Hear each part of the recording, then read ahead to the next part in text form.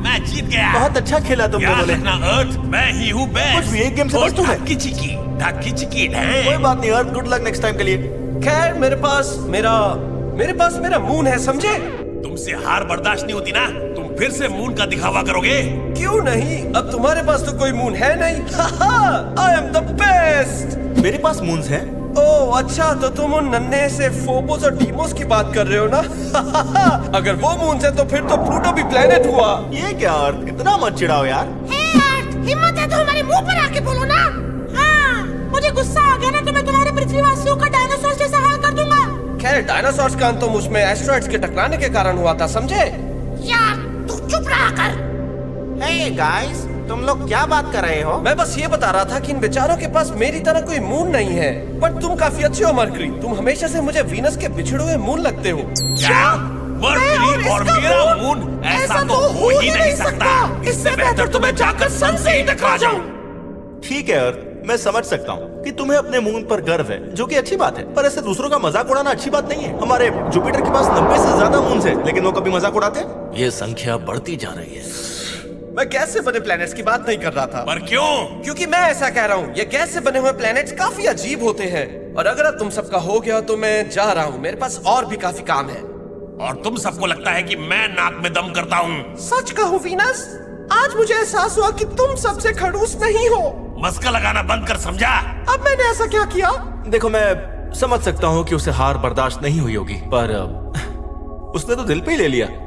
उसे समझाना होगा कि हार जीत तो खेल का हिस्सा है। मेरे पास एक आइडिया है। अरे वीनस, क्या तुम अभी तक अपनी जीत का जश्न नहीं मना रहे हो? अरे नहीं अर्थ, मैं तुमसे कहाँ जीत सकता हूँ, तुम पर तो जीवन है। भाड़ में जाओ। हाँ, तो तुम मान गए कि हमारा कोई मुकाबला नहीं। हाँ। खैर तुम एस्ट्रोडूड से उन मिरर्स के बारे में क्यों नहीं पूछते, जिन्हें पॉल आर्मस्ट्रांग मून पर छोड़ आया था? मिरर्स? ये तो काफी दिलचस्प लग रहा है। मिरर्स?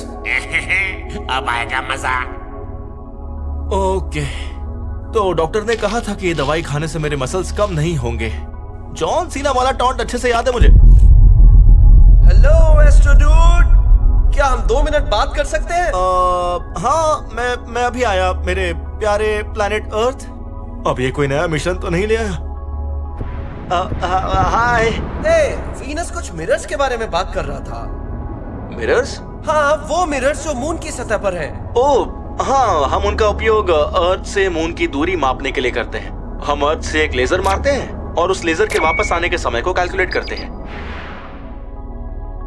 ओह, तो इसमें नया क्या है? हमारे बीच की दूरी लगभग 238,000 माइल्स है। तुम पृथ्वी वासियों को कोई और काम नहीं है क्या? अरे नहीं, रुको, मेरी पहले बात तो सुन लो। हमने मून के बारे में कुछ डिस्कवर किया है। वो अर्थ यानी कि तुमसे दूर जा रहा है। क्या? मून मुझसे दूर जा रहा है? क्या? पर क्यों? नहीं, ये नहीं हो सकता। एस्ट्रोडूड झूठ बोल रहा है। वीनस, तुमने तो कमाल कर दिया। Thanks Mars. हाँ, अब मजा आएगा। वो अपने काम से काम रखना। तो तुम इस बारे में बात करना चाहते हो? लेकिन किस बारे में? तुम्हारे मुझसे दूर जाने के बारे में। मून, मुझे ना तुम पर गर्व था, लेकिन आज तो एस्ट्रोडूड ने मेरी आंखें ही खोल दी। हे, मुझे भी इस बारे में नहीं पता, समझे? अब इसमें मेरी क्या गलती है? रहने दो, मेरी ग्रेविटी तुम्हें मेरी तरफ खींच रही है, ना कि तुम्हें मुझसे दूर भेज रही है। पक्का ये तुम्हारा ही कोई प्लान होगा मुझसे दूर चले जाने का। सुनो, अगर मुझे तुमसे दूर जाना होता ना तो मैं कब का ऐसा कर देता। वैसे मैं कितनी तेजी से दूर जा रहा हूँ? 1 साल में 1 सेंटीमीटर। 1 साल में 1 सेंटीमीटर, समझे? देखा जाए तो ये काफी तेज ही तो है। अगर तुम मुझसे दूर चले गए तो मेरे पृथ्वीवासी टाइप 3 सिविलाइजेशन कैसे बन पाएंगे, बताओ? अब इसमें मेरी क्या गलती है? शांत हो जाओ। तुम सच जानना चाहते हो कि मून आखिर दूर क्यों जा रहा है? आज मुझे आपके ज्ञान की जरूरत नहीं है। मुझे पता है कि मून मुझे पसंद नहीं करता और वो मुझसे दूर जा रहा है। अर्थ, प्लीज शांत हो जाओ और मेरी बात सुनो। अब ध्यान दो, ठीक है? मून को तुम्हारी ग्रेविटी अपनी ओर खींचती है ना? सही बात है। और मून की ग्रेविटी भी अर्थ को अपनी ओर खींचती है। क्या है? देखो, मून चाहे छोटा हो लेकिन उसकी भी ग्रेविटेशनल फोर्स है जो अर्थ पर असर डालती है। लेकिन मैं काफी बड़ा हूँ। हर चीज दूसरी चीज को खींचती है। मैं तुम्हें खींचता हूँ, तुम मुझे खींचते हो, यहाँ तक कि एस्ट्रोडूड भी हमें अपनी ओर खींचता है। लेकिन बड़ी चीजें ये दूसरों के मुकाबले बेहतर कर पाती है। अच्छा, ओके। तो मून तुम्हें अपनी तरफ खींचता है, लेकिन अर्थ की एक साइड हमेशा मून के पास होती है ना? बिल्कुल। अरे जुपिटर जी, तो इसमें समस्या क्या है? समस्या यह है बरखुरदार की ये साइड हमेशा बदलती रहती है। ओह, क्या ये इसलिए कि मैं घूमता रहता हूँ? हाँ, और सच कहूँ तो काफी तेज घूमते हो, और इस वजह से मून तुम्हारी जिस साइड को अपनी तरफ खींच रहा होता है वो साइड हमेशा बदलती है। तो इससे क्या फर्क पड़ता है? हम सब गोल ही तो है ना। और ऐसा नहीं है, हम सब गोलाकार नहीं है, बल्कि हम सब हमें खींचने वाली ग्रेविटेशनल फोर्स के अकॉर्डिंग ही स्ट्रेच होते रहते हैं। और तुम तो रोटेट भी करते रहते हो, इसलिए तुम ऐसे दिखने की बजाय ऐसे दिखते हो।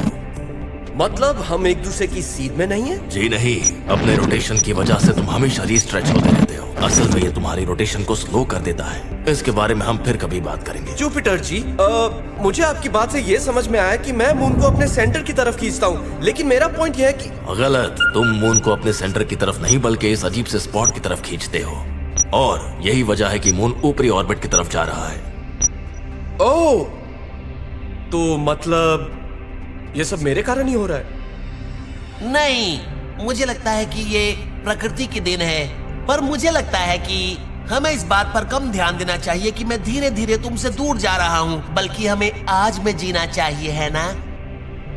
जुपिटर जी, क्या मेरे मून के चले जाने के बाद आप मुझे अपना एक मून दे देंगे? क्या? लालच बुरी बला है,